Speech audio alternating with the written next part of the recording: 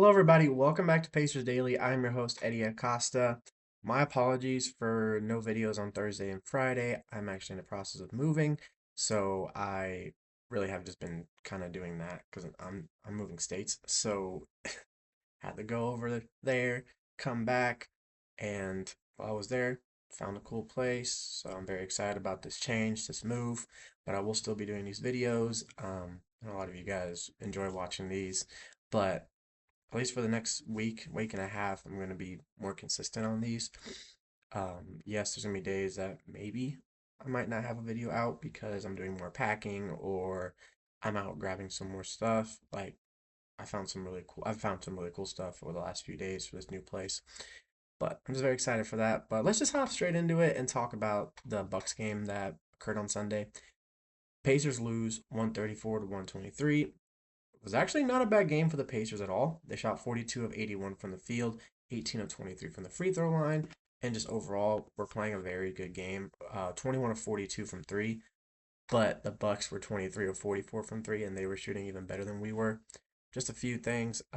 Rollins, Turner both made three threes. Bobby Portis, 29 and 10, 6 of 11 from three. Torian Prince hit three threes. Gary Harris hit a couple. Giannis had 31 points and 14 rebounds, 8 assists, so a near triple double for Giannis. Turner had 13 points. But the Pacers, there's a few players I want to touch up on, and I'm not going to talk about this guy just yet, so I'm going to save him for the next segment.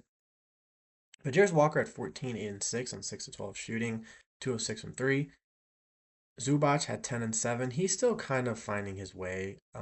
He's currently only averaging 7 rebounds a game with us, but it's fine because he's also not getting a bunch of minutes since he's still kind of recovering from an injury.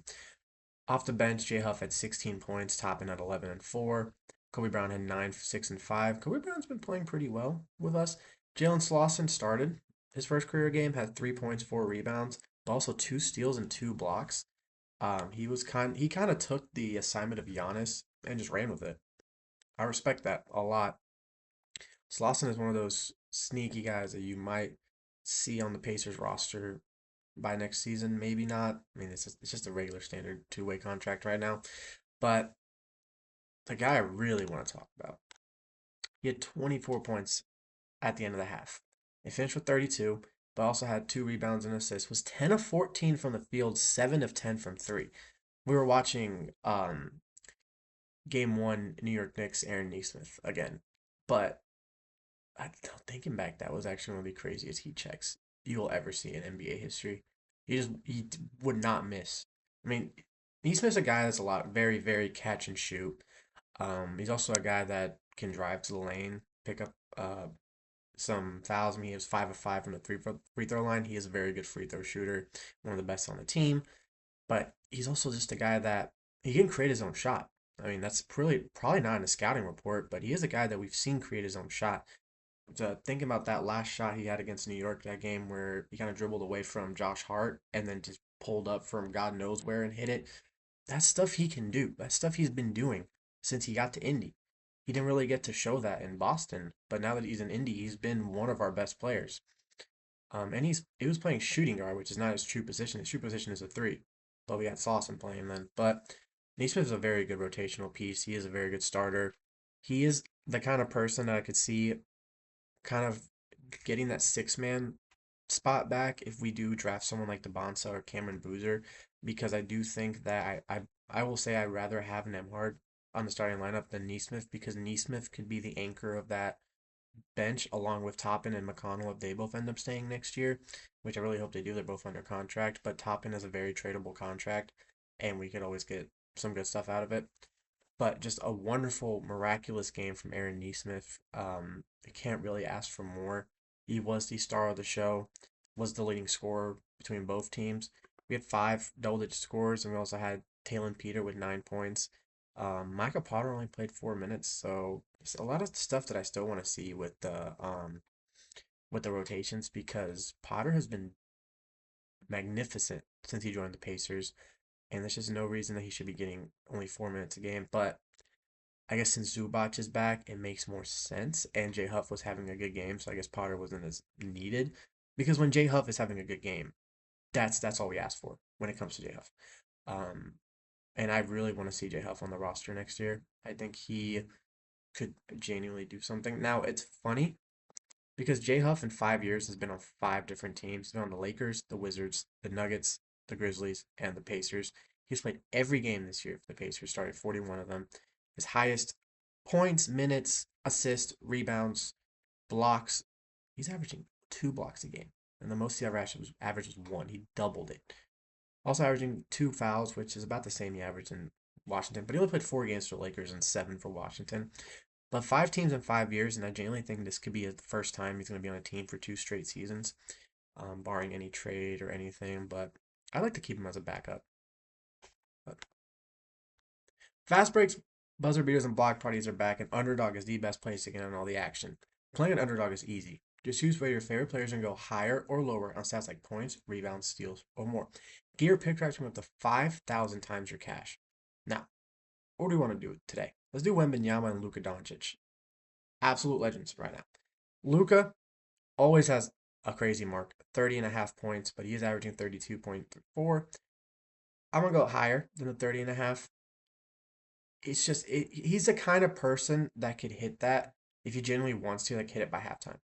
We've seen him score 73 points. We've seen him drop multiple 50-point games against different teams. Houston's a good defensive team. Houston's a very good rebounding team.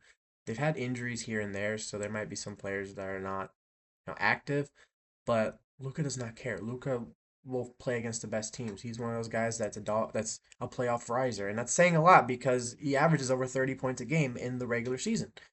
And then Wembanyama, 26 and a half against the Clippers. I'm also going to go higher. There's not really a center on the Clippers that can stop him, because their rookie is out. They traded Zubac.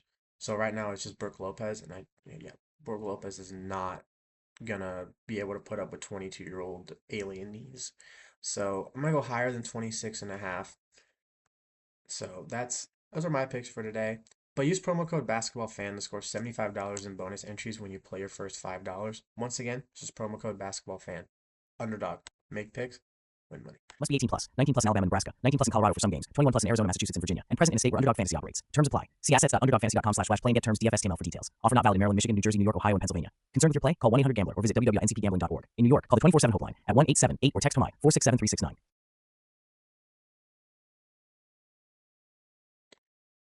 Cue Montel Jordan. This is how we do it. Like it's great. We are tank legends. I've never seen a team genuinely know how to tank like this. I mean, some teams just blatantly lose. Pacers just keep it competitive, and then they kind of take their foot off the gas. Smart. I mean, you want to show the NBA that we're not tanking, but at the same time, we are. We're 15 and 53, which is the absolute worst record in the league. The Kings have recently won 2 games for absolutely no reason. They're two in a row. DeRozan just dropped 41 and 11. Yeah, DeRozan had 11 assists on top of 40 points. That he's only the second player to do that after turning 36 years old behind James Harden. But James Harden's a different specimen when it comes to scoring and passing. Utah is already over 20 wins. And then in the East, it's pretty much just us competing with Brooklyn and Washington for the worst team. Both teams have more wins than us. Brooklyn has 17, while Washington has 16. But they have played less games than we have. We've played 70. They've only played 66 and 67. So we probably won't be playing too many games over the next few weeks. Yes, actually, we do have a back-to-back against the Knicks and Trailblazers, but most of those teams are probably going to have more back-to-backs. And then our last game of the season is on the 12th of April against Detroit. So maybe we end on a win and it's still probably the worst team in the league.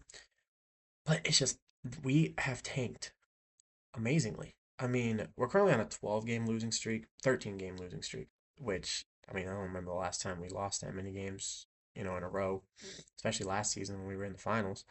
But we have won the same amount of games in the regular season this year that we did in the playoffs last year. Because last year we went 15 and was it 15 and 5, 15 and 6? We lost 1, 2, 3. 15 and 7, which is still pretty good for a team getting to the finals. And then last but not least, just a quick word on some expansion. Over the 24th and 25th of March, there will be some voting on if Seattle and Las Vegas are going to get expansion teams. Now, for anyone that doesn't know how expansions draft work, because there hasn't been one since 2002 when the Charlotte Bobcats first joined, You get to protect 8 players. And now the players, um, they have to be, non-restricted free agents or just on standard contracts. You pretty much can protect, your eight, either your 8 best players. You can protect some rookies that you think are going to go good. So I kind of wanted to give my opinion on who we could protect. Halliburton, Siakam, Zubac, Neesmith, and Nemhard are no-brainers. Those 5 are staying on the team. If we wanted to go for a young guy, maybe a Jarris Walker or maybe a Johnny Furphy, because Furphy's on a 20 has a 20 ACL right now, but he was showing some glimpses of actually being a very good player. And Walker, on the other hand, he was a top pick. He has been playing very good this year. Still not fully consistent, but definitely someone to look at for us to potentially protect. And then that kind of leaves us with players like McConnell, Huff, Toppin. If you did an expansion draft on like 2K, Toppin will probably be the first person that isn't protected just because he he's 28 years old. He's not a star player, and he's on a small contract. He's on a like $14 million a year contract. I personally would keep him. McConnell is another one that is hit or miss. If you really want to keep him, he's 34 years old. He's been in Indy for a long time. He's our longest tenured player. And then Jay Huff, just because Jay Huff is a really good backup, and I genuinely think that he, you know, could be kind of like an Isaiah, not really an Isaiah Jackson. He's a better overall player than Isaiah Jackson, but just kind of like be ready to start if he needs to start. If Zubac ever gets hurt next season or anything, Huff will be ready. And then obviously the expansion draft won't be next year. It'll probably be the year after. So I'm doing it in case, there is a random expansion draft. But that leaves out a lot of players like Ben Shepherd, like Cam Jones, like Talon Peter. I don't think we'd be bringing them back. They're second round picks. They really don't get a lot of playing time.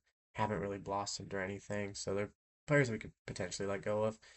And usually the expansion draft is before the actual draft. So we would still, at least if we get that top 4 pick, we'd at least keep Bonso. We would keep Cameron Boozer, whoever we pick, Darren Peterson.